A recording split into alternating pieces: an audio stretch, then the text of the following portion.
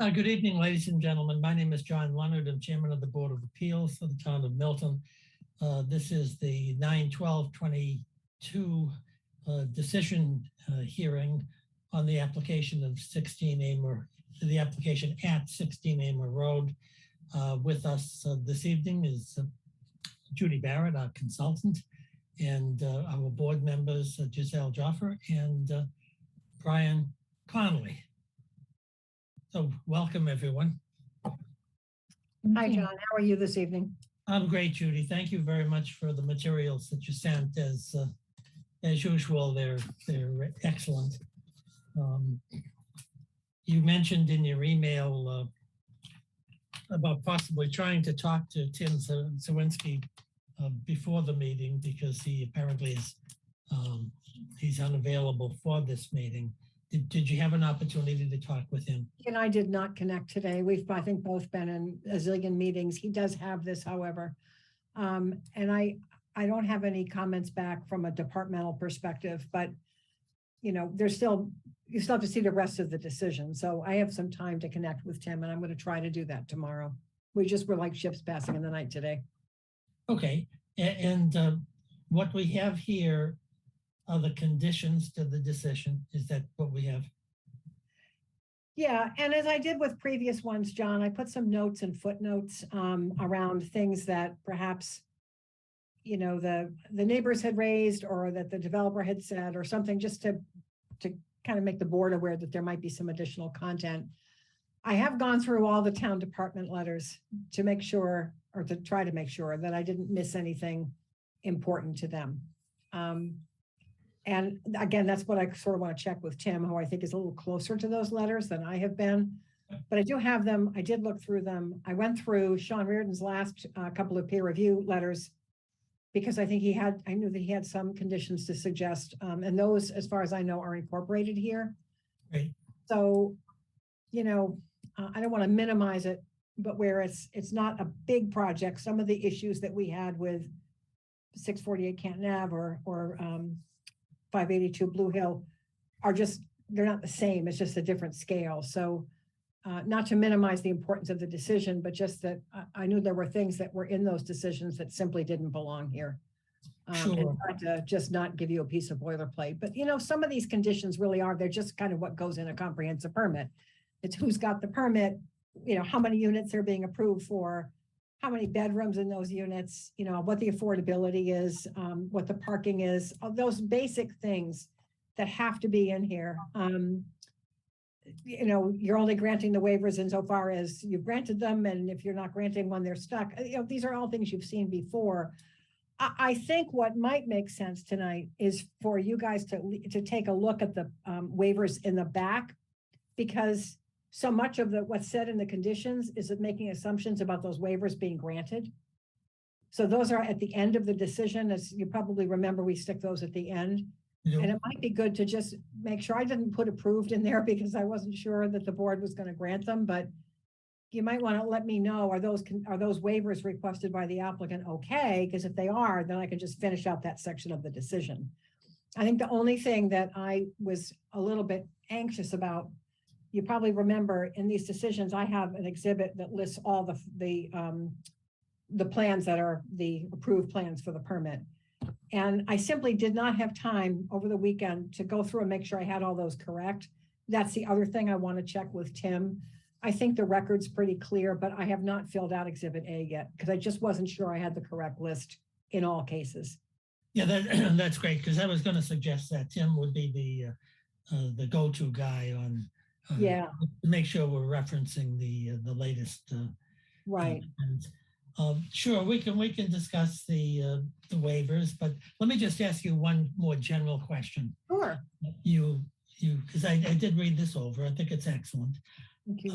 In addition to these materials, what further materials would you anticipate including in a final decision that we could vote on? So the procedural history needs to be added. I actually almost left those headings in just to, you know, clarify what's not there. The procedural history needs to be written. The jurisdictional, you know, what's the governing law? What are the jurisdictional findings? What are the findings of fact? Those are the four pieces that go before section 5, which is the decision. And I just didn't try to write that right now because I wanted to get the conditions down. But Okay. that's why I'm saying there's still more opportunity here to make changes to this if you want, or if any of the town staff do. But for tonight, I was just trying to get the conditions down. Okay, that sounds great. We, as I understand it, we have 40 days from the date of the last When the hearing's closing of the closed. hearing in order to do this. Right. Okay. Do you want me to screen share, John? I mean, do you all have the copies in front of you? What do you want to do? You know, sorry, Mr. Chair, sorry. No, Brian, go ahead. Yeah, that might be a good idea, Judy, if we're going to tackle the waivers, Sure. right, as I think the suggestion first. Yeah. I do have it in front of me, but maybe, also for anyone watching, and maybe you could guide us, Judy, and describe the waiver requested, and then we can just ask any questions and give any feedback on that. Sure. And just so I have it clear, this is the list of waivers that the applicant requested. Right. Exactly. And so you have included everything that they've requested, and I right. did. Yep. Okay. Great. Okay. So I Mr. Chair, I defer to you, but I that might be one way to go through these. Sure. I think that's an excellent way of doing it. Giselle, what do you think? Sure. I do have it up in front of me, so happy to do it either way, but Yeah. Why don't I go ahead and screen share it? And then, at least as Brian said, if someone is trying to watch and see, they'll see what you guys are looking at. That's probably not a bad idea. Yeah, that makes sense. Let me ask you a question, Judy. On the waivers, which I read over with some degree of difficulty, because I'm not a builder or contractor, and the various sections of the bylaw and the town's ordinances are not readily at hand. Have we received, and I assume, as you said, these are the waivers suggested by the applicant, by Mr. Schomer and his team, as to what waivers they need in order to construct the project as proposed. And I guess my question is twofold. Number one, of my board members, let's start out with, do we have an agreement that 16 units that should be constructed here? But then secondly, if that's the truth, then do we have these waivers been reviewed by Sean Reardon in particular? Yeah, Sean went through all the waivers because he did that as part of his original site civil review. And by the time you got to August 30th, I think was his last letter, as far as he was concerned, all the comments had been addressed, and I don't have any conditions suggested from him around the waivers. There are some condition language in here in the condition section that came from John, but not on the waivers. Okay, so to the best of our knowledge, Mr. Reardon does not have any difficulty or objections to granting the waivers requested. That's my understanding. As they are requested in order to build the project as proposed. Right. So I guess let me just ask a broader question, because I think we've done this once or twice on other hearings, but since I don't think we have an engineer amongst us, which probably is a very good thing, my question is, do we run any risk or into dangerous territories by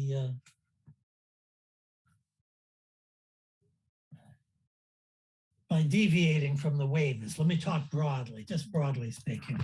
Well, they're asserting that they need these waivers to build the project that's in the plans before you. Okay. I haven't heard anybody on the peer review side or the town staff side say they don't need these waivers. I haven't heard anybody say that. And I think if that were the case, I would have heard it by now. Yep. So I don't think there's a question as to whether the waivers are I think they've laid out what they think they need to build the project. I haven't heard anybody say, well, they actually don't need X or Y. I haven't heard that. You know, some of these are probably a little more general than I would like them, but they have the basic ones they have laid out pretty specifically. The dimensional requirements that they're seeking waivers from. You know, the use regulations that they're seeking waivers from. I mean, those kinds of things. And the curb cut, like the early ones in the list, curb cuts, removal of trees and so forth, that's been in all the others. So those seem to be pretty standard.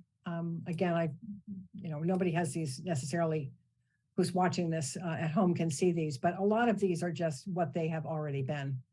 It's when you get to actually on page 23 in your copy, when you get to dimensional regulations, that's where you're going to see substantially different content from the previous decisions because the project is small, the lot is small, the dimensional waivers are different, but it's the same waivers that they need. The one they don't need is height.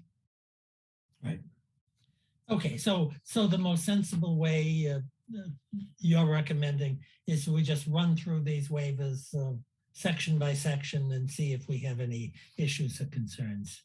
Well, I think that is the way to proceed. And frankly, you know, the other way to think about this too is that the approval of the waivers is kind of always, but subject to conditions that are in the decision, you know, that may somehow limit that waiver. So we've kind of said that in a pretty standard way on all the other decisions. You know, yeah, we'll give you this waiver subject to, you know, any limitations in the conditions of approval. So I think you're kind of covered by the decision. Sorry, Brian, to cut you off. I'm sorry, I cut you off, Judy.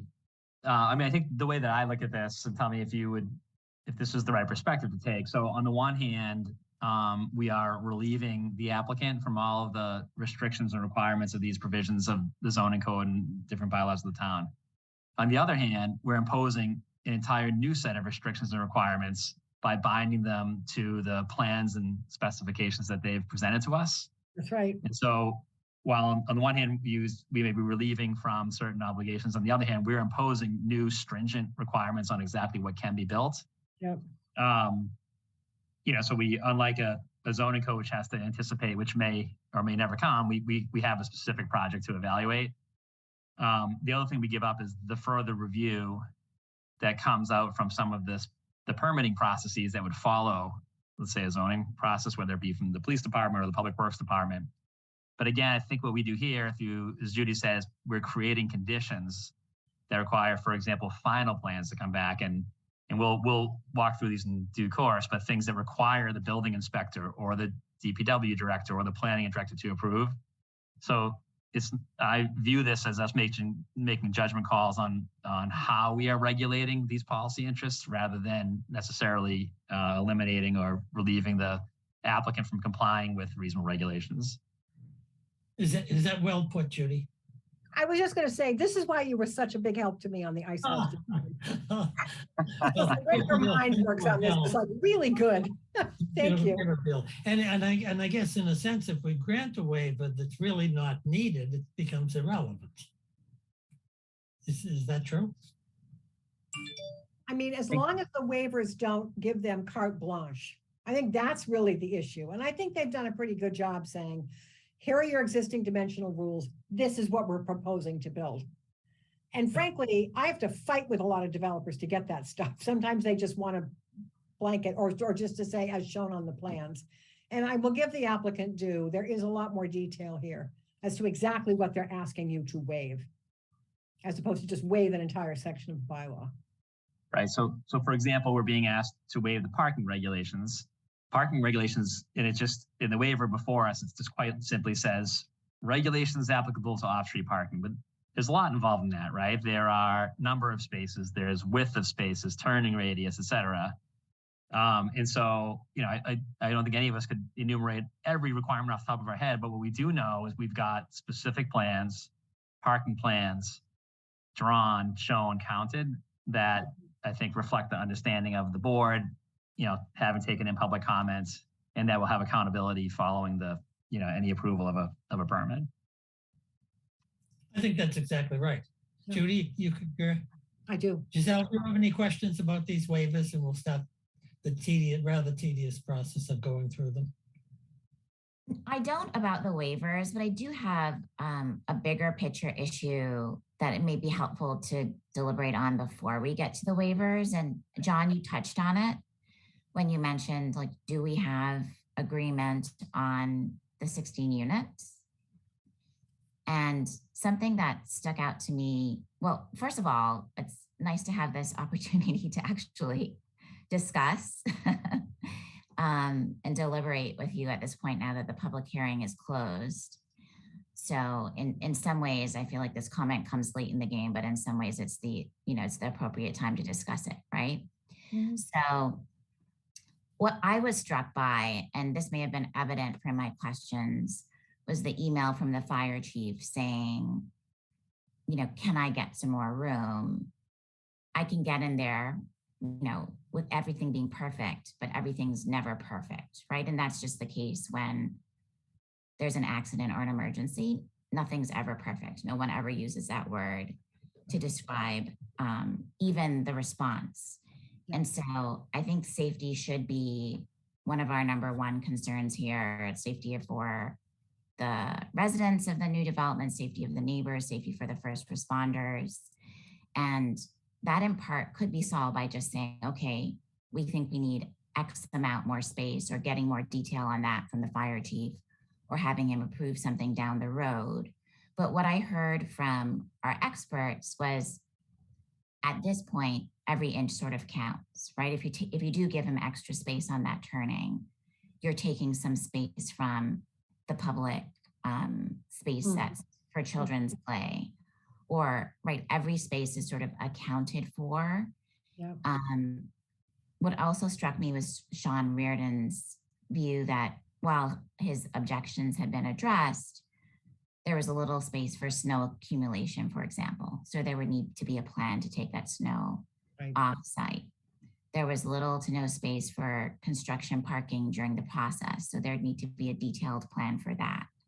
So a lot of signals to me that this is an overly dense project, but really what mattered most, I will say for me, and what my sort of prime concern is, the way all of that could potentially impact on safety. And so I think I'd like it to be up for discussion. I'm, not an architect or a designer, but it seems to me that even just a little more space would be beneficial from a safety perspective.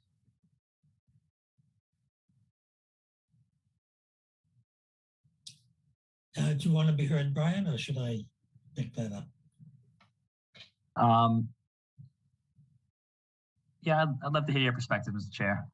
Okay, my perspective is I thought several things. I thought Sean Reardon indicated that, as Giselle said, this is a tight site and the turning ratio was tight, but it would work. It's not perfect. The project isn't perfect. Life isn't perfect. And I think in response to that, Mr. Schomer indicated that he and his experts were going to try to work on that, particularly I think it's a turning ratio into the site that was of concern. Yes. And they thought they could squeeze a few more inches in there, which I think, according to the fire chief, would make a big difference. And then the question became, if the project as presently designed gets to the finish line but would like a little more room there, and they're willing to try to give us a little more room, does it make sense to spend thousands of dollars or spend a lot of additional time redesigning that plan over 1 or 2 inches, where both of our experts, Mr. Bomer and Mr. Reardon, believe that it is adequate, but they'd like it to be a little more than adequate.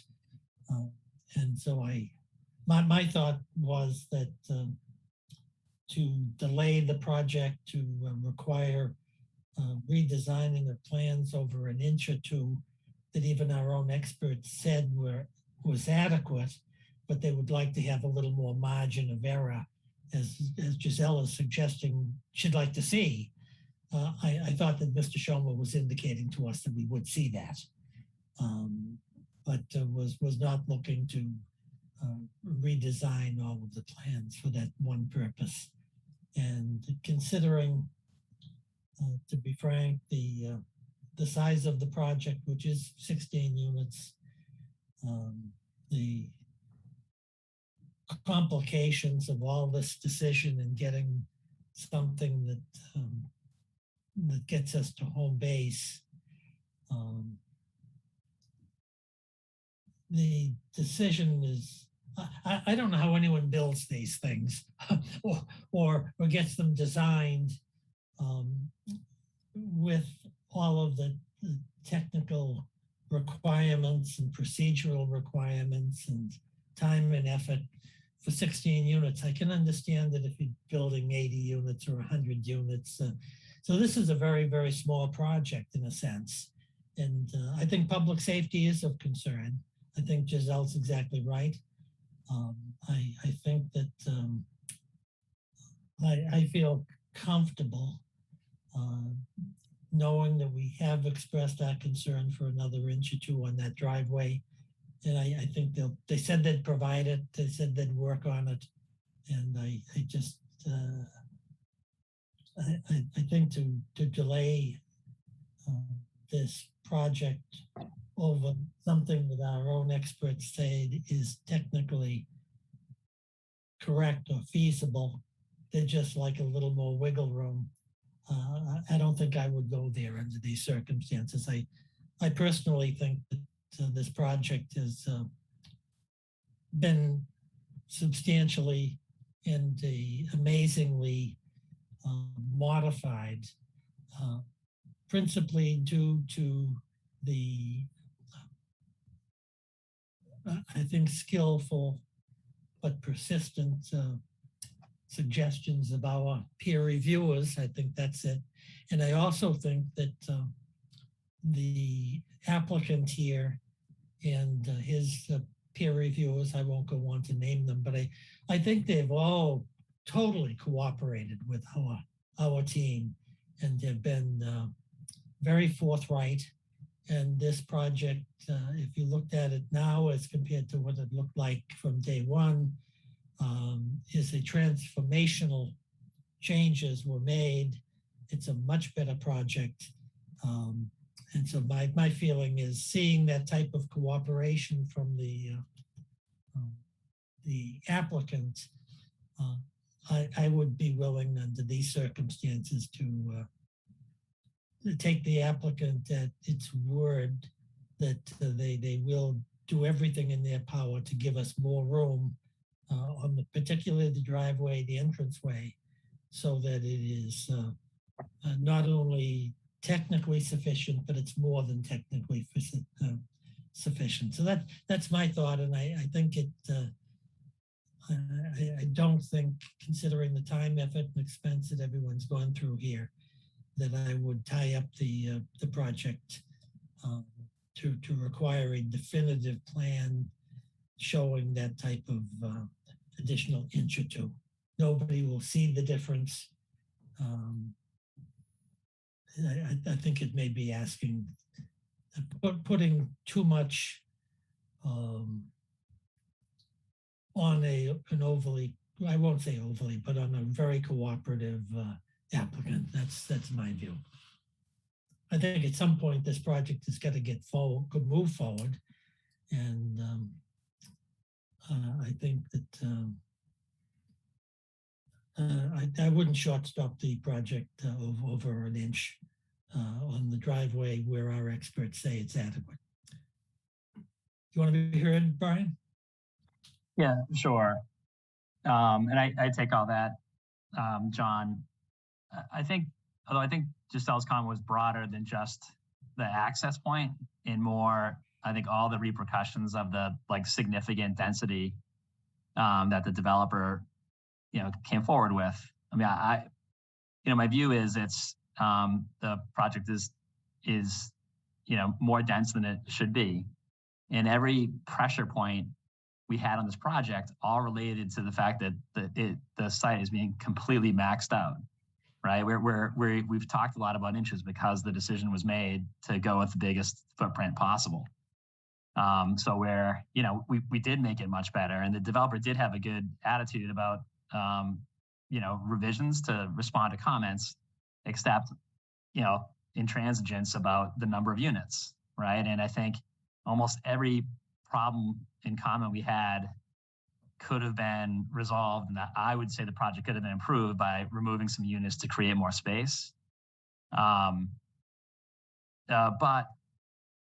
we've went through a lengthy process, and we have, not only the applicants' professionals, who are absolutely qualified making their case, but we had our own professionals, our own experts weighing in, our own civil engineer, our own traffic engineer, our own design professionals telling us that in their professional opinion, it is safe.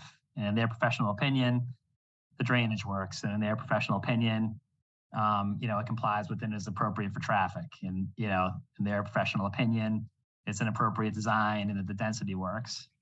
And, in the context of a, application for a comprehensive permit under Chapter 40B, as opposed to, I think, a more discretionary permit, I think we're held to a different standard. And I think to John's point, I don't think the record before us is really affording us a strong case to eliminate units based on the advice we've gotten from our own experts on the project and its impacts.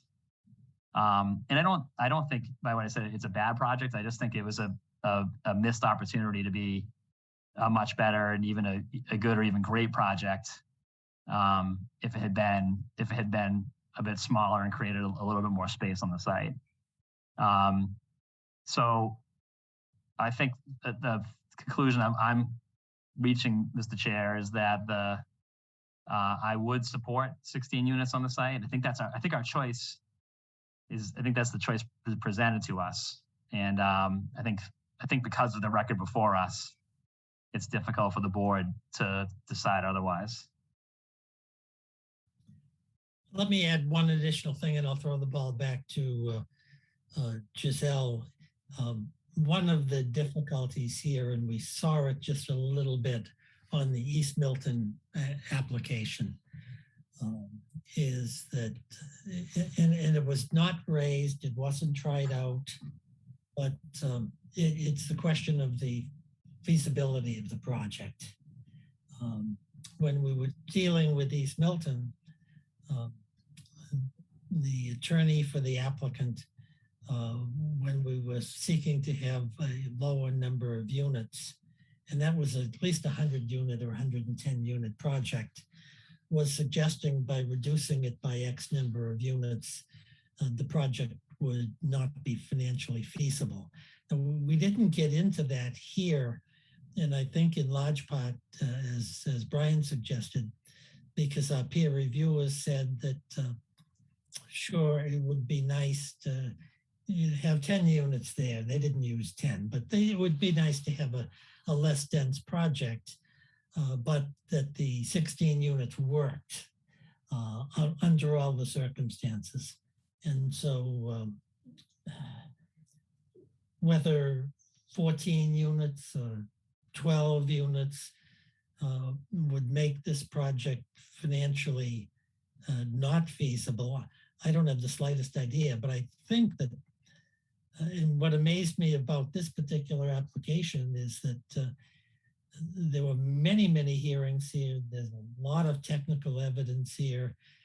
And it's only for 16 units. And I know it's a small space. It's not a big space. And I wonder, as a layman, why and if this project is financially feasible, to go through the type of expense, reviews, permitting, review of the permitting that this project is going to have to go through for only 16 units, to me is is somewhat amazing. I don't know how it would be financially feasible, but I don't know. So I guess that's the other issue here. And when we raised that issue in the East Milton case, I think it was Judy, but it may have been somebody else who suggested that they had an expert on financial feasibility. And if that were to be tried out, argued, evidence presented, it would be another 4 months or something like that. I think the expert that we were considering hiring, if that was going to be a tried issue, was going to take about 4 months or more to gather the type of materials necessary to determine the financial feasibility. Now, I'd assume here it would be shorter, but it's a very complicated task. And then we'd have to, they'd have their experts address the financial feasibility, and the end result here, in my view, we're going to delay this project for 6 months or more on a project that our own experts say is a feasible and adequate project, though it is tight and it is a large number of units. I would suspect that Mr. Rashoma would argue vociferously that the cost of this project, if you started to eliminate units, you may make it not feasible, and we'll be going here for another 6 months. And I think that under these circumstances, I don't think, number one, it's fair to the applicant, and I don't think that it's fair to the town to prolong this application for another 6 months and to cost everybody a fortune over an issue which is going to have a lot of confusing numbers and theories and suppositions.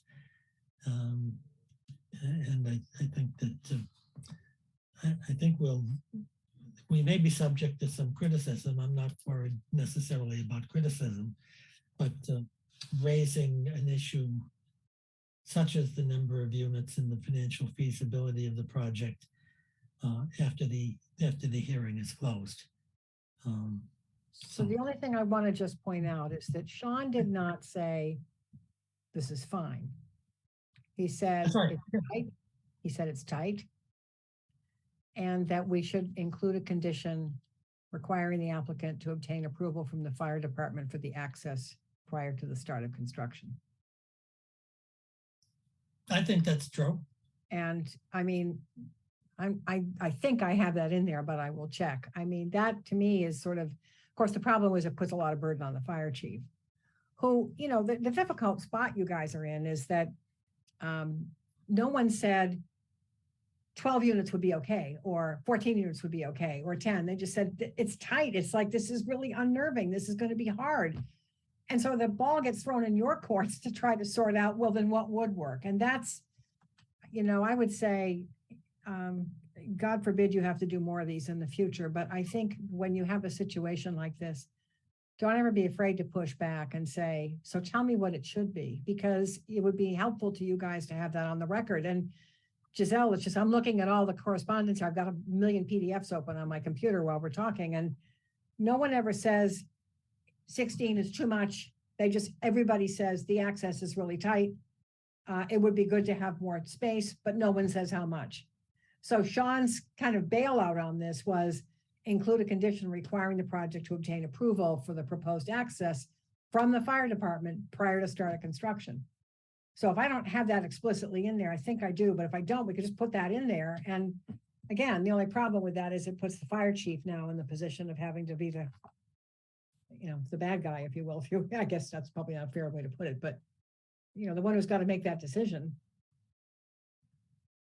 Well, it's my memory, Judy, that the fire chief submitted a letter on He the sent last an day. email, a memo. We have a memo, and he said, you know, it's really tight.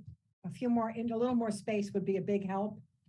but he doesn't say how much. And then he goes on to say, thank God they're going to sprinkler it, because that certainly matters. And I think on other projects in other communities where there's been a real concern about the density and the access for fire protection purposes, when the applicant says, I'll put sprinklers in, most fire chiefs will kind of breathe a little bit of a sigh of relief and say, well, that does to some extent kind of partially mitigate the concern.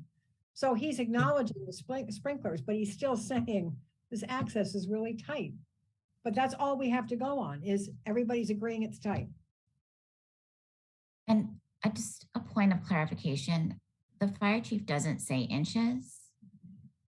Tim Zerwinski, I believe, said that in a conversation with the fire chief, that was the impression that he got, which I'm sure is Tim's accurate reflection. But as a lawyer, I'm dealing with sort of what's on the paper officially in the record. And what he says is, I can make it if it's perfect, and it's not perfect. And I mean, Brian, you're exactly right. That's my concern, and that's what sort of focused a lot of the density issues for me, because when we tried to discuss it, it became, well, we already don't have enough space, right? And so if we're designing, or we're not designing, but the developer is designing a project in our town that will be there, for decades, it seems to me that our duty to the town is to make sure that it's the best possible with respect to safety and other issues with respect to density, even if that does take 6 more months. And I'm in complete agreement that if this discussion had happened during the open hearing, we could have gotten additional expert feedback. I also think there's still a process in place. If we were to say, for example, take out one townhouse, which would be 2 units. If the developer believes that's economically infeasible and they prove that, then we still have the opportunity to prove that despite that, this is something that's not safe for our town. And then that comes, I agree, Brian, sort of full circle to what you're saying, which is maybe we don't have the record to support that at that point. And I'm aware of that, but just in terms of my own view and looking at it. And also, I also think we have to take the neighbors' testimony into account. Like, they're not, I guess, professional experts to my knowledge. I don't know what they do as professions, but they are the people on the ground. And we heard repeatedly, it's too much, right? It's not going to be safe. I think most often they mentioned the parking. And they're already being off-street parking just with one family being there, and they believe that it will be difficult and cause issues. And that, I think, was the trigger issue for them with respect to density. But we heard that over and over again. So. Yeah, I'm sorry, Giselle. No, go ahead. I'm done. Yeah, I mean, you get the question exactly right. Like, what is the way we can do right by the town here, right? How do we make this the best project that the zoning board, can make it? And I think we've got sort of 2 paths to head down in terms of how we make this the best project it can be.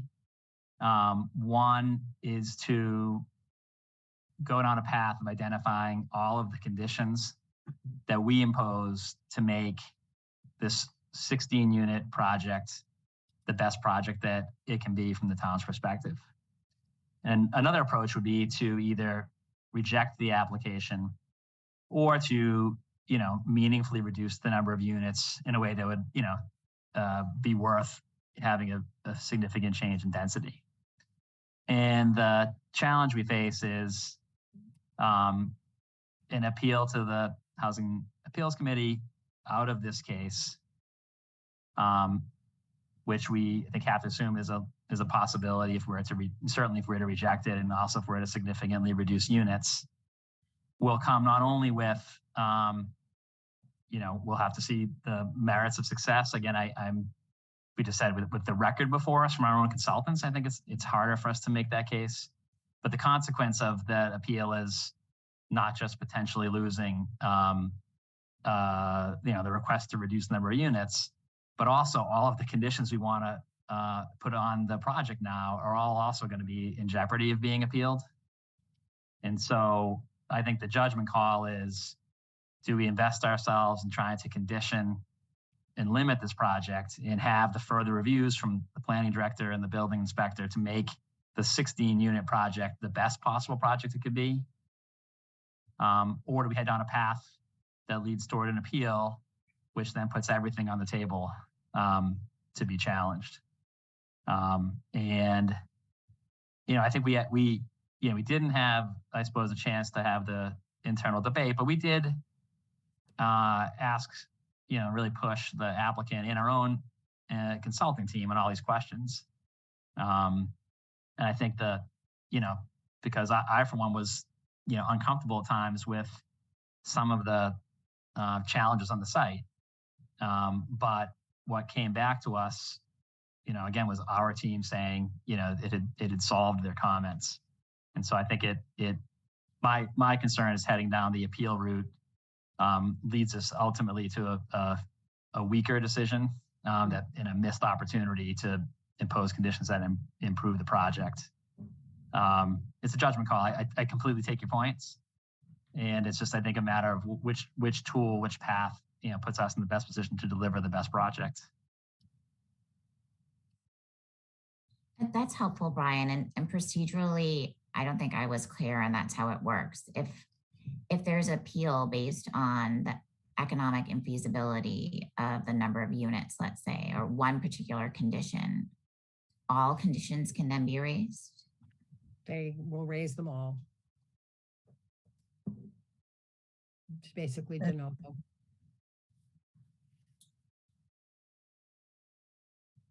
Well, I was going to say that our record before the Housing Appeals Committee has never been very good. We've talked with Johanna Schneider about several cases that she's presently handling, and Johanna's a smart, terrific, tough trial lawyer, and she was apprehensive about the reception that she received there, I guess is a nicer way to put it. And I think the other problem is that what we're doing is we're talking about possibly trying to reduce the number of units to make the project less dense. And if you did left the frontage units, which are the larger units, in place, and you made a reduction in units in the back, I don't know how that relates to the access issue. It may give you a little more room for parking of Amazon trucks, or it may give you a better playground area, or it may give you a more pleasant area of amenities on the project. But I think the issue that the fire chief is dealing with is the issue that, yes, he'd like the access a little bit wider if it could be. And I think going to unit reductions is not reasonably related to getting another inch or two. And maybe the fire chief didn't say an inch or two, but he did approve of the access as is. And it seems to me that it would be kind of engineering the project in a decision where the applicant may not anticipate or may not have anticipated when they were presenting the evidence as to where this board would go. Because our experts have agreed that 16 units is feasible, and it is tight, but it's feasible. So, but I just want to be clear. Sean did not say it's okay. Sean said, put a condition in the decision that allows the fire chief to approve that access before construction. He didn't say it was unsafe. The fire chief did not say it was unsafe. If he thought it was unsafe, he should have said it's unsafe. I didn't talk to him, and I think he, I don't know what he was thinking. He wrote the letter. His last email said, I refer to the auto turn diagram submitted. In Exhibit 1 from the July 2022 diagram, the ladder is shown to be able to make the turn into the site from the Blue Hill Ave direction of Amer Road. This is a very tight turn, and any extra space given would be extremely helpful. The auto diagrams are best case scenarios, but we know this is not always the case.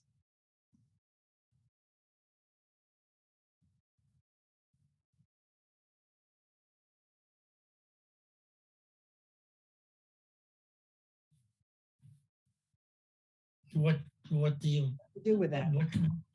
Well, that's what we have.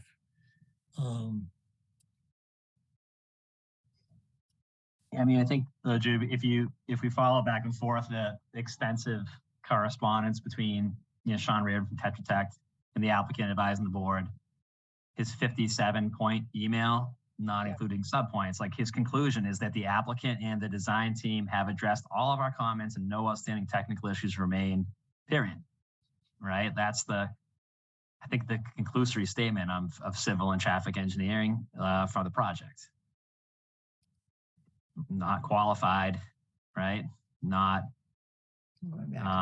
any sort of reluctance expressed, right? Just, we can scroll through the style, right? It's bold, larger font, comment resolved, comment resolved, comment resolved, right?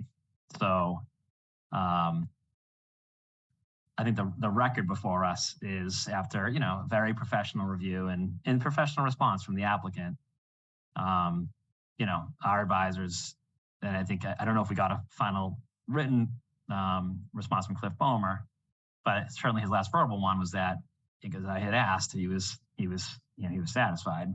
So we take your point that, and by all means, let's, and I think you've done this, and let's, spend time thinking about it, but let's make sure all of Sean's comments, right? I mean, his comments were resolved because the applicant made commitments to mitigate and to modify, right? So we'll make sure that all of Sean's great work is reflected in the permit. But I think so long as every way that those 57 issues were resolved is reflected in our permit. So you got to compare the two letters, because what he's saying on the 30th is comment resolved on layout and materials plan, comment 11. But when you go back to his August 3rd letter, he's saying, include that condition. So by all means, right. I think the larger topic we're discussing right now as a board is the first question John moved is this a 16-unit project? Okay. Right. Then we're going to move on to, if it is a 16-unit project, how do we condition it, right? How do we improve it? How do we make it the best possible 16-unit project? Mm-hmm. And I think that's what Sean's exercise did. But I don't think, and he has quite a number of requirements, things we have to impose to make this a safe and responsible and quality 16-unit project. But I don't think any of his comments are that it should not be 16 units or that it will not succeed at 16 units, right? I think that's where the record brings us. And that's why where I come out is I think my view is that we should issue a comprehensive permit for a 16-unit project, but with a very thorough set of conditions that's consistent with the public record and the advice that we got during the public hearing process.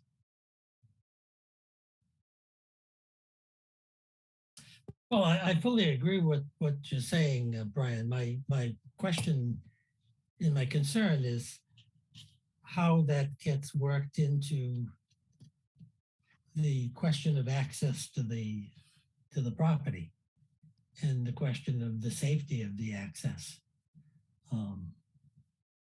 and whether it's possible, I guess, for us.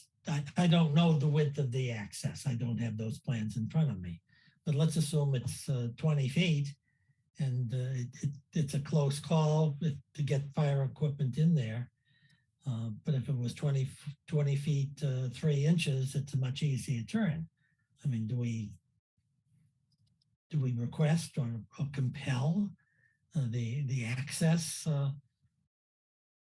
to be increased by 2 inches or 3 inches? I mean, I guess, look, I think one, yeah, John, I agree. Look, I don't think it's for us within, within our role or our qualification to say what the right width of dimension is. I do think it would be fair for us to say that a condition prior to the, building permit being issued is that the applicant, obtain the approval of the fire chief to the final access and driveway layout, right? If, if the applicant gets the approval of the fire chief, then I think I would feel that I had done a responsible overview from a fire safety point of view.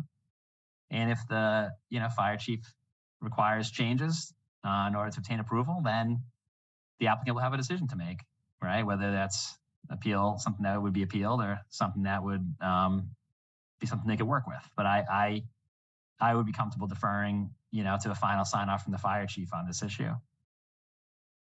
So if the applicant thought that, well, maybe one way to solve if it is an access issue for fire equipment, well, I'll take 8 inches off of each side of the project and squeeze aisles and squeeze entranceways and all of that. That's a design issue for the developer. Is that right? I think the way our permit would work, right, is that in the proposed conditions that Judy circulated to us, we are delegating to the building inspector to exercise his or her judgment over the course of this permit on behalf of the board and sort of implementing the final plans. And so what would be a great outcome is if the advanced plans proposed by the applicant are satisfactory to the fire chief, then I think everyone's pleased. And if there are changes that are required for the fire chief, that they would also need to get approved by the building inspector, the way our permit would read. And so if there's modifications made that are satisfactory to the fire chief and to the building inspector and to the applicants, again, I think I'd be satisfied that the board did its job on the point. And the applicant would have to achieve those changes in order to get a building permit and build a project. So I believe they'd be motivated to be cooperative to obtain those changes, if necessary, if there are any. Or appeal if they thought that. Or appeal, yeah. And I suppose, if I suppose that's right, and I suppose that's an appeal risk I'd be willing to take if that's the sole issue that's outstanding, and we're at a point where the applicant can't convince the Milton Fire Chief that it's a safe project, and so be it, right? I suspect they're a capable developer and a reasonable fire chief, and they'll find a solution, is my guess, assuming we've worked out everything else here. But that would seem a good balancing of the concerns. Yeah, it's my guess as well, because it's really not a guess. It's probably a determination of whether it's probable or not, because I think the fire chief has exhibited flexibility in his analysis of the access to the site and all of that. I presume that that would continue under the circumstances. And his engineers, the engineers for the applicant, have demonstrated some flexibility, and maybe that's the prudent way of handling it, rather than trying to redesign the access ourselves or get involved in that technical issue ourselves. Right. Giselle, what do you? I think that's a reasonable proposal for the safety issue. Just sort of looking at our broader discussion, I want to make a correction, because in my notes I had that the fire chief said perfect, but I guess he said best case. So I just wanted to make that correction for the record. I had misremembered that, and I think it could be different. I want to be clear, though, that it's a safety issue for me, but it's also that particular email that crystallized for me, I think, just smaller comments here and there that when I take in the totality, in my mind suggests that they would justify just decreasing the number of units. So I think from my perspective, I just want to go back and take a closer look at the record and see if I think there is a case there. And I also thank you, Brian, for your really point of clarification on the procedure going forward, because I think that is important, right? To weigh what we think is most important and what we can keep versus what we might risk on an appeal. And I frankly, I just wasn't clear and aware that it would be likely, right, that all conditions would be appealed if that were the case. So I think it's been a helpful discussion, but I guess I can remain undecided.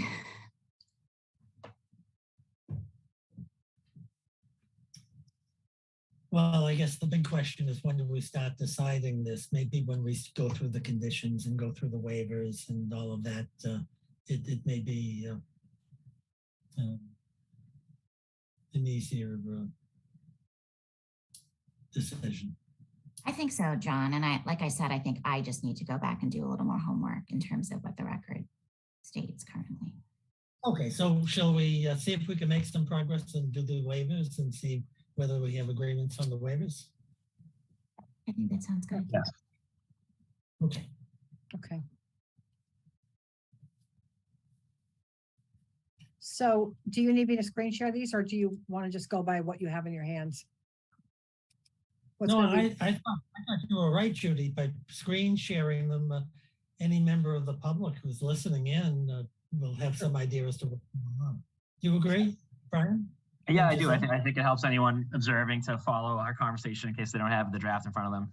So I apparently don't have screen share permission tonight. Is Crystal on? And does she have authority to give me that? I'm here. I thought everybody was able to, because I usually check. Hold on a second. I just tried it and it did. I don't have, yeah. Host disabled participant screen sharing. Huh. All right, hold on, because on my end it's not saying that. Let me see. Yeah, I'm not listed as a co-host, which I would be if I had screen share permission. All right, try again, please. Sure. Look at This is that. MATV here. I just made a change. For whatever reason, yep, there we go. Awesome, thank you. Yep, sorry about that. It's fine. Super, thank you very much. Very helpful. Board members, can you all see this? Yes. Yes. So thank you. this is really out of the applicant's submission to the board. I just converted it to a Word document and added it here at the end, and I think I got everything right. So this is all of this has been in other permits, all the beginning of this, the requirement for the curb cut permit from the select board, because the applicant, doesn't have to go to another board for approval. So it would be the DPW director, as they're saying. So I mean, that I just kept this in here. Approval is to town ways, notice and approval of DPW director. That's been in every single one of these conditions, or permits rather. So I just left that the way it has been before. Removal of trees. So this is about the trees and stone walls requirements in your bylaws. A waiver sought from that so that they don't have to go and get approval from anybody else. They're saying that they want to remove brush and so forth to construct the project, including proposed access driveways and so forth, as shown on the plans. Something comparable to that has been in the other permits as well. So on this point, so I support the waiver. The point is, we've actually spent a lot of time thinking about the landscaping plans and the what trees will stay, what won't, and what's critical for our work here is to make sure that our conditions, tie the applicant to the commitments made in the public hearing process. And so that's how we ensure, we've got a good policy in terms of preservation of existing tree and planting of future trees and other plantings. So I think the planning board had specific comments on this too, if I'm not mistaken. And I can go back and check. I actually think I have that somewhere in the decision. About the tree. Trees, and it's in there. Yeah, okay. For red line purposes, all of you, I'm just making notes to remind myself what we've done so I can clean this up later. Authorizing the uses, that's been in all the other decisions as well. They're proposing a residential use types that aren't allowed in that district. So they need that waiver. They're looking for a sign waiver. The special permit for earth removal, they're seeking to have that waived. To be Can able I to- just pause on the signage for a minute? Of course, It's funny, absolutely. I don't remember us really discussing signage much, and at least I can't recall seeing any plans showing signage. I do see that the list of plans has a signage plan. Was there one submitted and we just didn't present it at a, I on the don't- screen in a meeting? I don't think I've seen it. If it's there, I haven't seen it. I didn't see a signage. So it is in the list of submittal requirements. Let's see, to building mounted. Waiver sought in its entirety to permit all project signage, which will be limited to building mounted signage to identify buildings and locations, site directional advisory signs, traffic signage, and illuminated monument sign at the site entrance. So that's what they're asking to be able to do, but they haven't given you, any plan. I don't recall seeing plans for the signs or any dimensions around them. So if you want to waive this in part, we could perhaps put more detail in the conditions. Yeah, I'm just trying to think why they need this waived at all, right? So we're not a commercial project. We're a residential project. We have an ordinance of bylaws that set forth how signage should work. And I'm just wondering why they can't comply with whatever the town's signage requirements are, or seek whatever relief they need for signs. What I'm uncomfortable with is just giving a unrestricted right to have no regulation, right? So I don't know whether, I suppose our options would be to say any signage is subject to the planning director or the building inspector's approval, I suppose would be another, but, or we could just say, we've got rules and signs and you should comply with them. Yeah. I mean, Well, I don't know why, oh, I'm sorry, John, go ahead. Don't we have a sign committee or a sign panel that reviews? I thought we had some type of a bylaw or a set of conditions regarding signs, and that if you wanted to put up a sign, you had to get a permit from the sign committee or something like that. Well, I think that's part of the issue is that, once they've got a comp permit, they don't have to go back to any board for approval. It's simply getting a permit Right. from building inspector, which will be shown in the final plans. Right. So the question is, so we're not saying they do have to go back to a board again. We're just saying they have to comply with whatever the zoning code, the zoning bylaw says about signage, right? I don't think it says very much, Brian. I think that's the issue. Yeah, I mean, fair enough. I'm sure it has some limits. I guess I don't know offhand what they are. I don't know the sign by law well enough to comment. I'm going to look it up right now while we're talking. But I mean, you could, well, first of all, I can't answer this tonight. I can go back through the plans Yeah, tomorrow. I'll do the, why don't we just pause, just keep this one open. I'll also gonna read the signage section of the bylaw just to freshen up on it. But I'm trying to think why they need any particularly meaningful signage at all. But if they were gonna have, a name for the property, which residential properties often have a name, and they had uplit, lighting on the sign, that might not be fair to the neighbors. There should be some check on what kind of signage they would do, and it may be that they don't have any meaningful signage plan at all. They just this might be a bit of a laundry list of waivers, but I suppose that's one that I would think that for the type of project they shouldn't need a lot of additional flexibility. Judy, could it be a condition prior to getting the building permit that we had to see the signage plan to the extent we haven't? So the problem is that you can't have them come back to you for approval of anything. That's why, they don't want to have to go back to any boards, and really they shouldn't. Right. We can defer though to the building inspector or to the planning director though, Judy, right? Absolutely, you certainly could do. So I think our choices here are to waive altogether, which I wouldn't support. Or I would if we had a right condition, right? We could waive the requirement, but then have a condition that says signage should be approved by the planning director or signage should be approved by the building inspector. That would be one reasonable approach, is to have conditions on it. Another would be just to say, just comply with the signage bylaw. Yeah.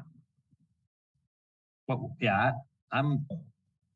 we're obviously going to be deliberating again after tonight, so I'm happy to keep this one open, and I'll And I can take do a some look more at the homework. bylaw and see if there's anything that I think is particularly important there to Right, hold on to. that's fine. Yeah, look, I agree to defer it. The only issue is, I think the more you get involved in the location of signs and the directions of signs and what the language is on the signs, you could be talking for hours on end about signs. Mhm. And Just I'm not always sure that never fun. I Never kind of fun. I like the possibility of deferring that issue to the building commissioner. But let's take a look and see I think the sign bylaw is very, very general.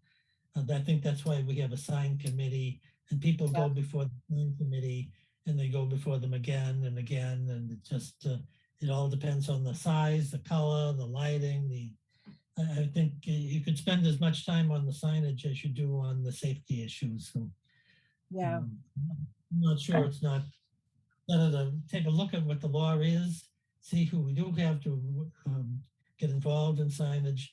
And I hate to say it, but I'd hate to be building commissioner for this or any of these projects, because a lot of discretionary judgments are made by the building commissioner and or a building agent. Apparently, I don't know what it's called. It's somewhere in here. Like a master of some decision making. He points us like a special master. We don't want to get involved in President Trump and his problems with special masters, but yeah, I think that's what he calls for in here somewhere, so as to allow the building commissioner to be a building commissioner, not spend all day trying to plan this project. No, I don't know. Do you remember, Brian or Giselle, somewhere in this process, there's some discussion of retaining experts who kind of manage the project and review the project in lieu, or let's say under the tutelage of the building commissioner? well, there is a general provision for that, but it's technical review. So Okay. why don't we park this and let me do a little more. I can go back through the plans tomorrow and see if maybe there was already something submitted that we're just not remembering because it's been going on for so long. You want me to do that? I mean, I'm happy to. I can talk to Tim as well. Okay, that's great. I mean, Tim's going to know the bylaw better than I do. So let me just check with him in the morning. Okay, so is it agreed we defer this one until the next hearing? Yes. Yes. Judy will get back to us. Right. Okay. I'm sorry. Were you going to say something, Giselle, that I could just cut somebody off? No, I was just agreeing to the deferral. I thought I heard another voice in there somewhere. The special permit for earth removal. Basically what they're saying is that they're going to construct the project in accordance with the plans that they've submitted. I agree with that. Any issues with that? If not, I'm And just for gonna me, start marking ones that are approved that there's no issue on. Let's see. So now we get to the dimensional regulations.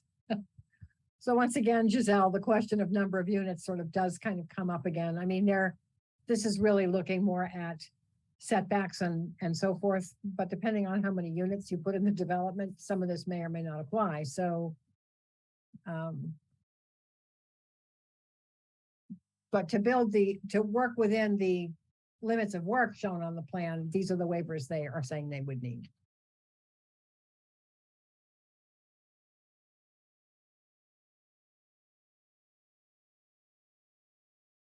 Yeah, I guess just again, so I support the waivers, right? They're just was necessary for the project we're approving to move forward. But just to reflect on our concerns on density, building coverage, our code would require 15% maximum. They're almost double. Yeah. They had 27.6%. Yeah. Right. Gross floor area, 30%, and they're at 53%. So in any event, it's just an incredibly dense project.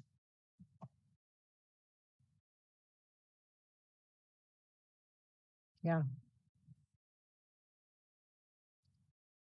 But I mean, look, the waiver is right.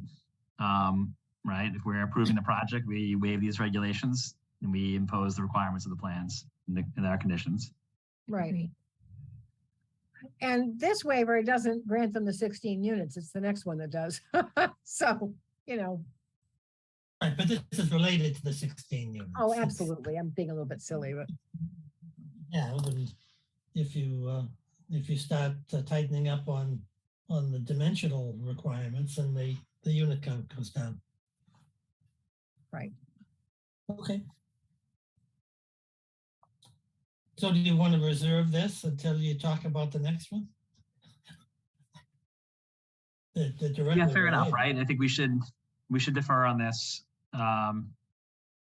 Candidly, you know what, we should defer in the dimensional regulations, and we should defer in the number of dwelling lots until we've finished our discussion, you know, on the density, and Michelle's, you know, giving us thoughtful reasons why she's going to give us some more thought before, you know, we next meet. And then I think those will follow along with our larger vote on the project. I agree. By definition, they will. Yeah. So do you not want to go over the rest of the waivers then? Are you thinking, is that really the No, whole? let's move forward with the rest. Let's assume that even in a modified project, there would be designs that would accommodate them. Those two in particular are so correlated to the size of the project that I just think it's just more consistent for us to hold them open until we finish our deliberation on that point. Okay. So no accessory building is within 40 feet of the front lot line. So they're asking to have that waived to the extent necessary to authorize buildings shown on the plans with setbacks of 4 feet from the lot line adjacent to Amer Road, etc.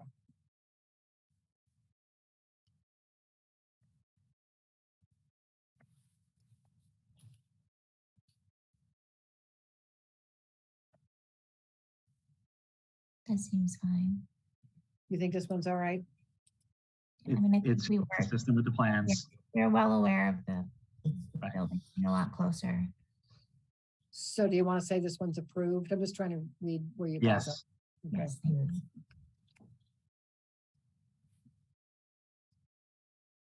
No building other than one-story accessory structure is permitted within 15 feet of the side lot line or within 30 feet of a building on an adjacent lot, etc. So naturally, they're asking to waive this because of the proximity of the buildings to each other, given the density of the project. Seems We consistent. approve that. I Approved? agree. Yes. Oops, jeez, I can't even write tonight. Sorry, folks. You must have another hearing after this one, Judy. No, I've just been on Zoom all day.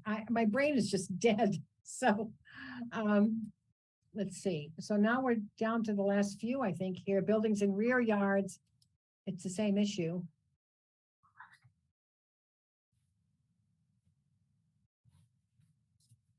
Yes. Yep. You all I agree. agree? Approved? Approved. Yes.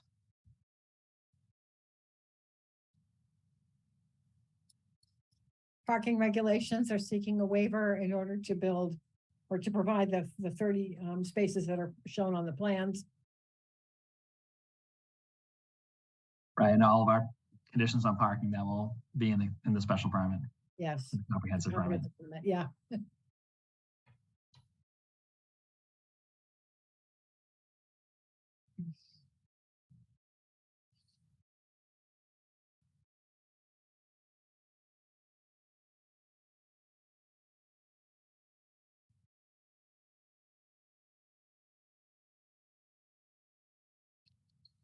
Are you inclined to approve that one? This is Parking? parking, right? The parking Yeah. condition, yes, we do. You all right with that one? Yes. Okay, Yes. Yes. sorry. I'm trying not to be presumptuous here. So they're looking to limit enforcement action to the provisions of the bylaw for which, they need waivers. Building permits shall be issued subject to the 40B statute, etc. And Trudy, is this a standard waiver in all of our 40B permits? It is. Okay.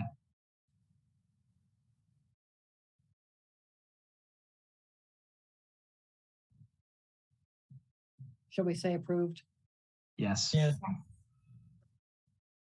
Oops, why am I doing this tonight? It's because I'm tired. Submission of plots. Okay, it exceeds 40B. Construction shall be reasonable conformance with the project plans. Approved as part of the comp permit. And this is another standard one that we include in all of our permits, so I think we can approve that. Yeah. Issuance of COs, waivers sought with respect to enforcement of the above provisions of the zoning bylaw and other local bylaws for which waivers have been requested. So basically what they're saying is, don't deny us a CO because we're in non-compliance with some aspect of your local zoning, which we've asked you to waive in order to build the comp permit. Right. If that's, we can So approve that. Yeah, it's a standard piece. Yep. Okay. My cursor's jumping around all over the place in here. It's funny. Oh, I already did that, I guess. No, I didn't. Here it is. Requiring site plan approval, you know, that's. Right. You're proving that because they don't have to go through site plan approval. Correct. It's equal Yep, that's weight. right. Yeah. Notice requirements.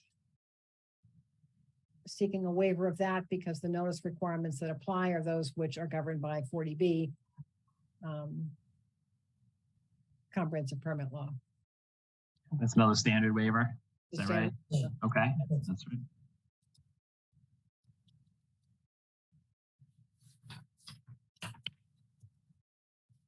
So they're seeking a waiver of conditions required that would apply to a special permit or other permits because they're permitting the project under 40B. I'm actually Yeah. not sure why there's even a waiver requested of this, but I'm not going to go there. They're not applying for a special permit, so why does anything in the special permit section of the bylaw apply? I don't know. So local rules and regulations pertaining to the use of public rights of way, including work in public ways, et cetera. So they're looking for a waiver to the extent that they would be required to get an additional permit from the select board. Instead, we're asking the Board of Appeals to approve the proposed driveway location, work in public ways, and utilities as part of the comp permit, subject to any applicable state or federal laws. So they're Judy, saying is that part on the point that there are permits issued by the select board? Yeah. Right, and so we're not waiving the DPW's right to approve anything here. We're That's just correct. waiving things to the extent that the select board would need to That's approve them. That's correct. And these are all, again, we have plans that describe, you know, obviously we know the driveway locations, we have utility plans. And so we have plans we can hold the applicant to build to. Okay, so I'm okay with this. I am as well. Giselle, are you? Oh, yes, thank you. And I think we're getting close to the end here. The wetlands, they're asking for a waiver from the local wetlands bylaw and regulations because, first of all, they would be subject to the state act and not the local bylaw, but they're also would not go to the Conservation Commission anyway because, you know, under the local bylaw because they don't have to. So you would be acting as the local Conservation Commission. So that's part of it. And the other part of it is the regulations. They are requesting a waiver from section 6 of the regs with respect to a particular sentence. This has been in other permits, by the way. The commission may also find that protection of the interests identified in the bylaw require that the applicant meet additional standards. Their assertion is we only have to meet the standards of 131 section 40, the State Wetlands Act. So, you know, this sort of section would say the commission could deny an order of conditions or something because someone failed to address those additional standards and the applicant saying we can't be bound by those. We're asking the Board of Appeals to approve the project, acting in your capacity as the entity, if you will, with authority over the local wetlands bylaw for purposes of this submission. Okay, so of course, you know, we don't have the same expertise as the Conservation Commission on these issues, but I think the point to restate it here, Judy, is they are still subject to the State Wetlands Act. Yes, And what they're asking for relief from here is to the extent that the Milton ordinance imposes greater obligations. Yep. And the state act, that they be waived from those. Yep. I'm assuming, given the slope of the site, this is not wetland, or do we actually, I don't know if it's in the record. Is this in jurisdiction? I think I saw one of the draft conditions. the riverfront, The They're- riverfront area. yeah, they are, and they're gonna have to file with Concom, and that's actually in the conditions.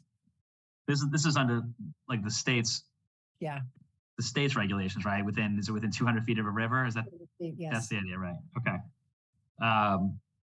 But are we actually aware of any greater standards that Milton would have opposed that are being relieved, or is this kind of a theoretical one just in case? I think it's a just in case. I actually don't know your local wetlands regulations well enough to Yeah. comment. What I often look for, however, in these cases, is whether there were comments from the Conservation Commission Yeah, suggesting that a particular waiver might be a problem, and I don't see anything like that in the record. I did Yeah. look. I went on your website again, just to make sure I had everything that had been filed, and I Yeah. didn't see anything from Concom. and have there been such comments from the Milton Conservation Commission on other 40B projects? They provided some comments on, Ice House, they provided some comments on. Yeah. Because of the Okay. proximity, I saw it there. They may have given some comments on 582 Blue Hill Ave, I don't remember. They did appear at a couple Blue Hill Ave hearings. Yeah, My recollection, Judy, was that we didn't waive in Blue Hill Ave and that they were still going to have to go through the Conservation Commission. Is only that- only for the state law. Only for the state law, okay. Yeah. Which would be the same under what's proposed here. That's correct, yeah. Okay. All right, if we're following the precedent for other projects, we haven't received any special communication from the Conservation Commission, then I would approve this waiver. Yeah, I I agree. didn't see anything in the record from them. So I'm going to assume this is approved.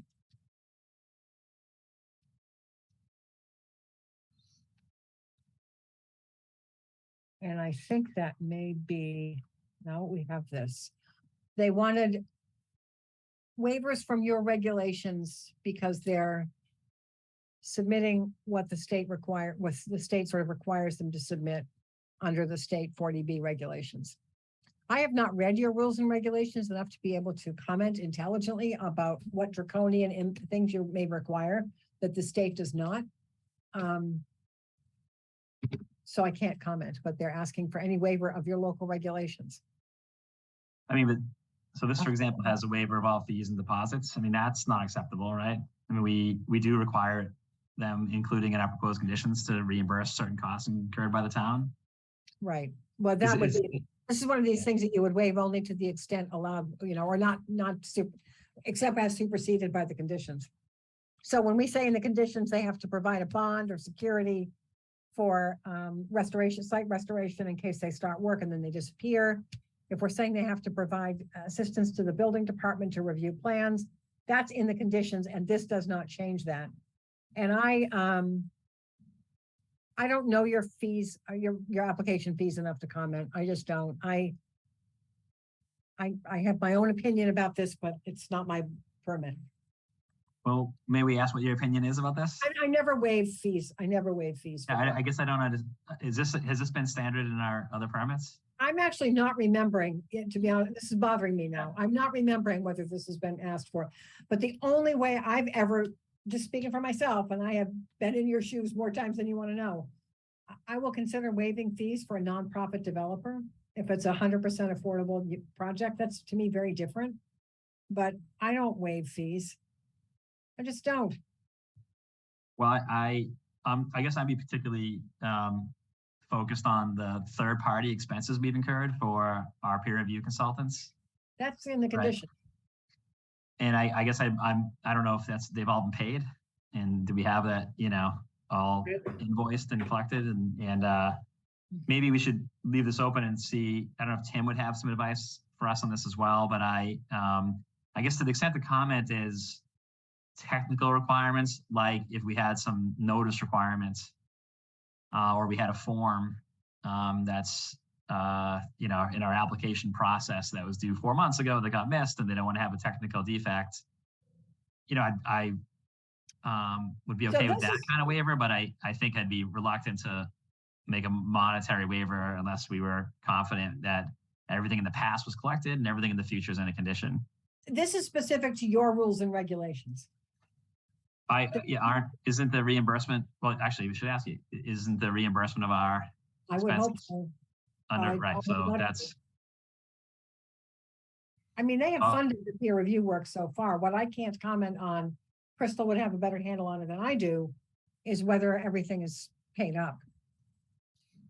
well, maybe if just leave this one open, and if we could just ask Tim and Crystal or whoever the right person is to let us know where we stand and what fees and deposits would they like the town to be able to continue to assert and collect, so we don't waive something that we should be entitled to. Exactly. I just think, however, that this is specifically your rules and regulations for comp permits. I don't think it's other departmental fees and so forth. It's you guys. So you must have some awful fee schedule in your rules and regs that I'm not familiar with. You mean I see the Milton Zoning Board itself. Yeah, So, yeah. All right. I mean, I don't know the source of authority for why we charge peer review fees. So I don't know what it is. If we should just get some advice. I don't want to waive something that prevents us from making the town whole on any costs it incurred. So chapter 44, section 53G is the authority to be able to have an escrow account into which an applicant's funds go to pay peer review consultants you hire. I'm not sure that's what this says, filing fees and deposits. I can look at it, Ryan. I don't know, but Yeah, let's just know what we're being asked to waive, right? If we're to find out there are no fees and you and Tim tell us there actually are no fees, okay, then so be it. But if there are fees, we ought to decide consciously we're not trying to collect them, or say no, in fact we are. Yeah, I'll take a look tomorrow. I don't have them open now, but I'll look. Okay. Great, thank you. Maybe- It seems to me that this waiver seems it's like of a different character.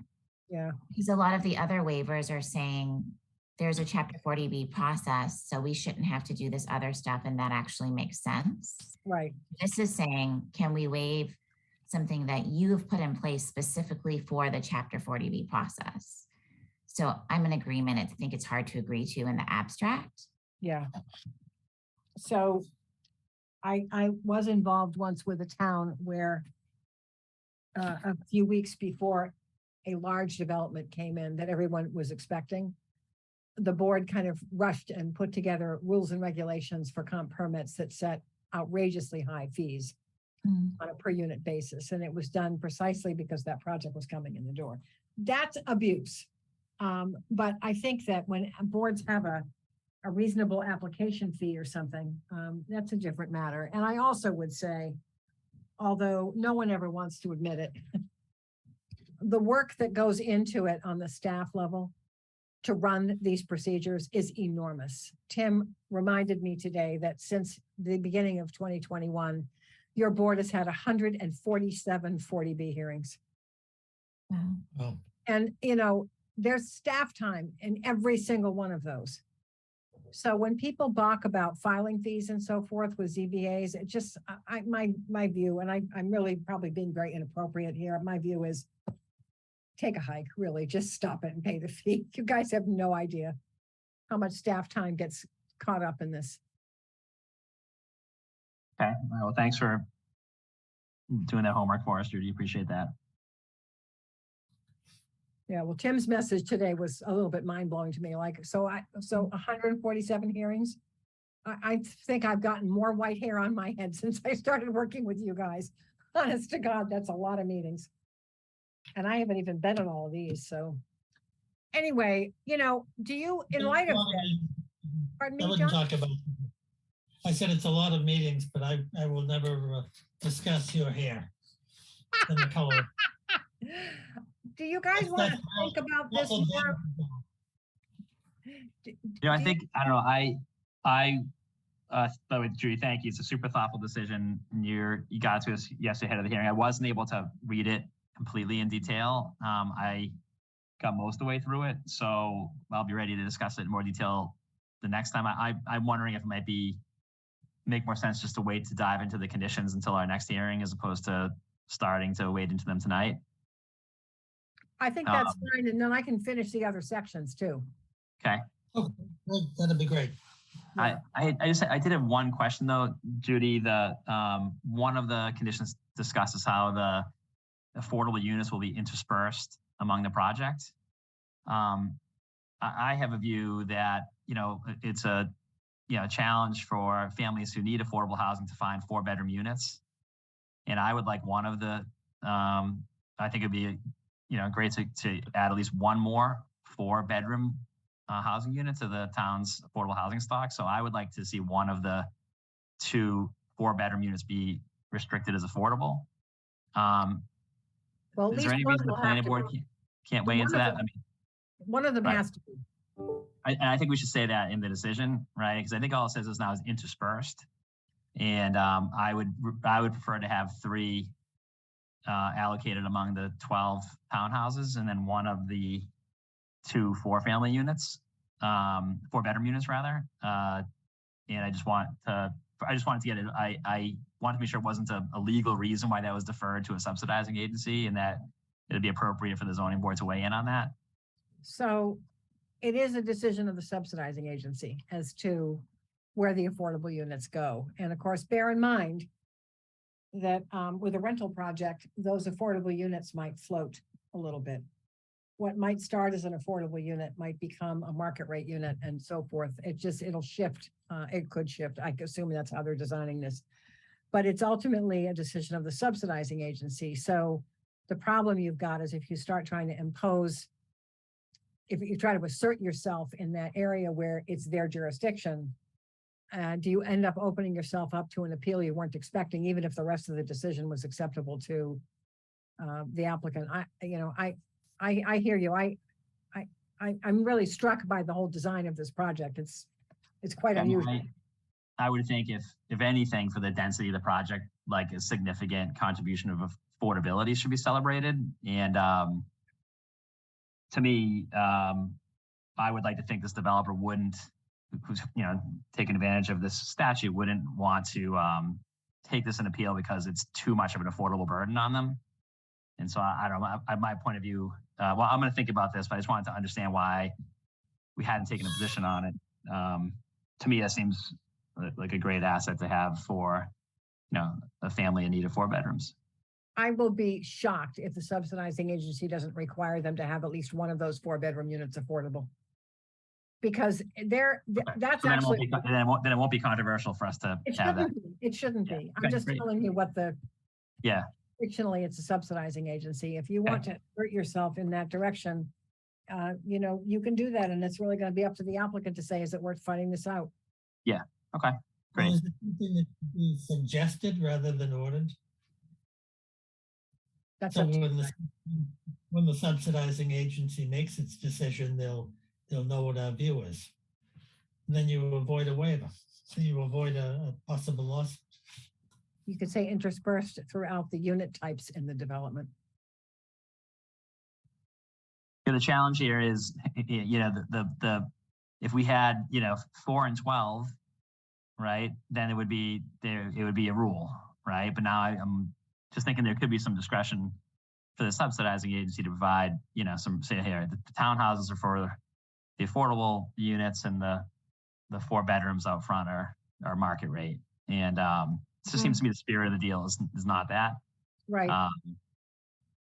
So I would hope that would not happen. I mean, you guys have to decide what you're comfortable doing. And it really throws the ball in the applicant's court and everybody else to decide if they live with something like that. Yeah, I like the idea, Brian. I think would be helpful to have a full-size home essentially for a family at an affordable price in Milton. I mean, it would I would be shocked if they did not require it, because the whole issue around 40B over the last more than 2 decades has been the insufficiency of family housing for people who need affordable units. So if the state did not require at least one of those 4-bedroom units to be affordable, I would be shocked and frankly appalled. I just can't imagine it. All right, great. Thanks, Judy. That's helpful. So how far you want to go in this is entirely up to you guys. If you want to assert, you know, a requirement and let the chips fall where they may, that's up to you. Yeah, I guess I'm hearing you say you'd be shocked to be a problem, and that's consistent. So I guess I'm not sure why there's controversy in it, right? So There shouldn't all right, well, be. why don't we think about it and we can pick it back up at our next hearing. That's fine. Okay.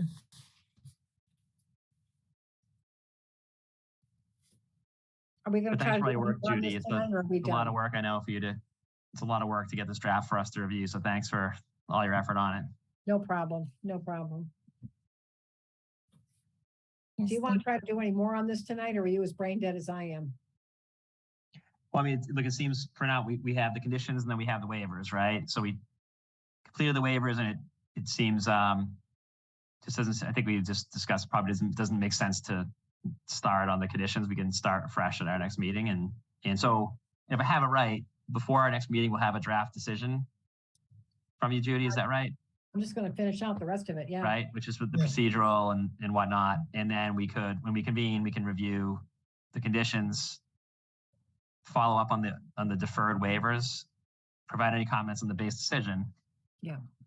And well, I guess we'll see when we get into the decisions if we're able to resolve conditions, if we're able to resolve them all, if we need more time. But we're getting close to completion, if it feels like. I think so. And, Judy, I think it would be helpful for me if I could have a session with you before the next meeting. Sure. Yeah. Because to the extent where I land is, additional conditions to address some of the concerns I've expressed today, it might be just expedient for me to talk those out for you to have them Be happy to do that. in the draft beforehand. So I'll be in touch. Oh, that's fine. That would be great. Thank you so much. And I echo Brian's thanks for the hard work on the conditions. Thank you. So if we're going to adjourn for the night, when are we going to schedule our That'd be next my question. hearing? My schedule's a mess. Oh, it's so bad. Should we go to next What- next Monday? Is that too soon for you, Judy? I'm in Tisbury next Monday for a big meeting. I'm trying to get my calendar open right now. I hope it's remote. No, I actually have to go there for this one. A lot of them have been, but not this one. Sorry to hear that. Yeah. Not People because it's think- not a mixed place, because it's not nearby, right? That's the point. It's like people sort of get Yeah. these romantic ideas about going to the vineyard, right? Well, when it's a work meeting, it's not so romantic. And Right. when it goes to Right. 9 o'clock at night, you wonder if you're going to get off the island. Today's the 12th. Tuesday the 20th? So I have a meeting penciled in right now in North Andover. How early can you guys meet? I forget. You're all on somewhat different schedules. Are you able to meet any sooner or any earlier than 7:30? I mean, I can't speak for the town. For me personally, on that night, I could meet anytime. I could start as early as 5, the town, so. On the 20th, unfortunately, I'm unavailable. What I'm- about the 21st? I actually have that night. It looks to me like that night is open. I Yes, can't make that this one. originally, I can't make the like, 21st. Unfortunately. 22nd? So I probably could meet with you on the 22nd. I have my own ZBA meeting that night, but we have enough alternates that I think I can step aside. So why don't you assume that I could meet with you on the 22nd? Judy, am I detecting that in all of your free time, after you professionally spend time with zoning boards in your free time, are you volunteering on a zoning board? I've been on my own zoning board since 2008. I actually Good love for it. I you. really do. What a valuable member. Okay. on the Um, 22nd, did you want to try to meet earlier or do you want to keep 7 o'clock? It would be great if we could meet earlier or actually, yeah, it would be great if it'd be great if we could maybe even meet around 7:30. There's a potential that I'm going to have to be in Barnstable earlier. So if I could do the meeting there and then hop in my car and join my own ZBA meeting in the car, thanks to my phone, that would work. So I don't know what earlier looks like for you guys that day. Okay. I could Or later, yeah, I think 7:30. anytime on the 22nd. I Huh? have conflict from 5:30 to 7:30, so. 7:30 would be fine. Okay. 8 would be fine. I mean, I don't care. That's fine. John, what do you think? 22nd, 7:30, 8 o'clock, would that work for you? I can make it work. 8 o'clock starts to get a little bit late, but when do you expect to be finishing up your earlier work? Probably the Is end of 8 the- o'clock? Does it give you more flexibility, Judy? 8 Yeah, I've o'clock is got- at Despite my own ZBA meeting that night, I may actually have to be in Barnstable. So the Barnstable meeting I would be done with, and I could then focus on this. I could just go to their planning department and do this meeting on my computer. They would let me stay. Let's just stay there till 10 o'clock at 10:30.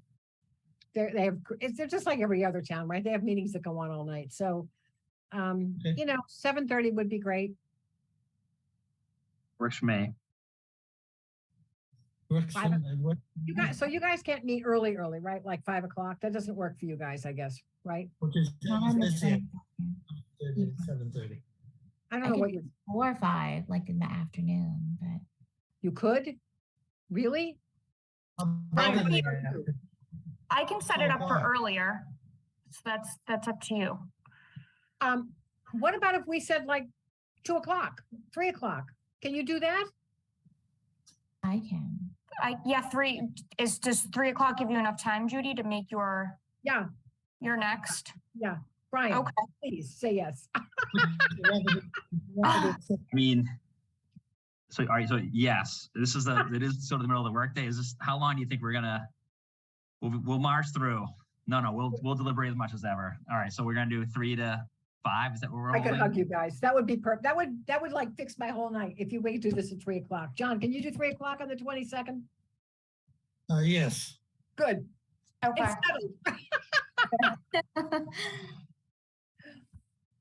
Excellent.